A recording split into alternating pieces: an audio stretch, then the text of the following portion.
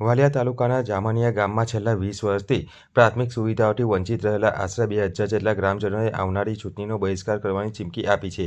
રસ્તો નહીં તો મત નહીંના સૂત્રો સાથે ગામ લોકોએ હવે સ્પષ્ટ શબ્દોમાં જણાવ્યું છે કે જ્યાં સુધી રસ્તો નહીં બને ત્યાં સુધી કોઈ મતદાન નહીં કરે તેવું એલાન કર્યું છે. વાલિયાના જામણિયા ગામના ગ્રામજનો બિસ્માર રોડના કારણે ભારે મુશ્કેલીનો સામનો કરી રહ્યા છે. સંપૂર્ણ આદિવાસી વસ્તી ધરાવતા આ ગામને મુખ્ય માર્ગ સાથે જોડતો 3 કિલોમીટરનો રસ્તો અત્યંત બિસ્માર હાલતમાં છે. 1994માં બનેલો રસ્તો 2006માં છેલ્લે મરામત થયો હતો. ત્યારબાદ કોઈ કામ થયું નથી. વરસાદી મોસમમાં તો ગામ સંપર્ક વિહોણું બની જાય છે.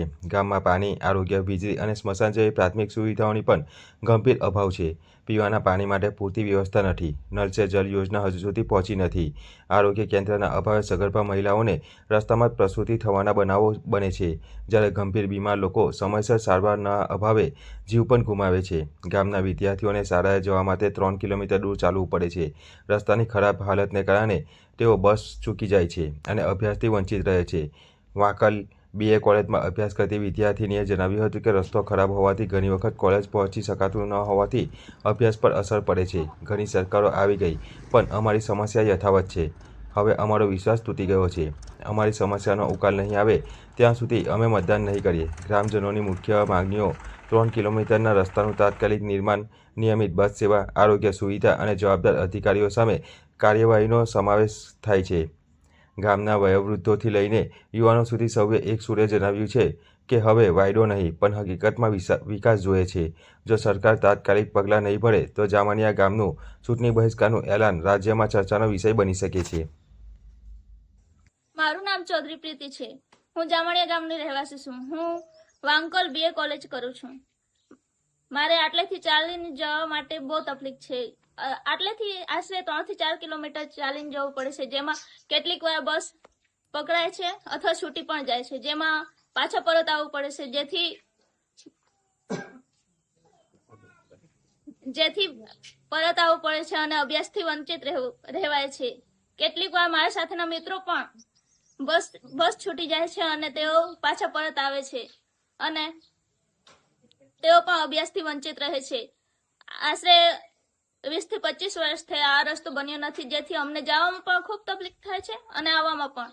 અને ચોમાસામાં તો ભરપૂર પાણી હોય છે, તેથી ચોમાસામાં તો બહુ તકલીફ થાય છે.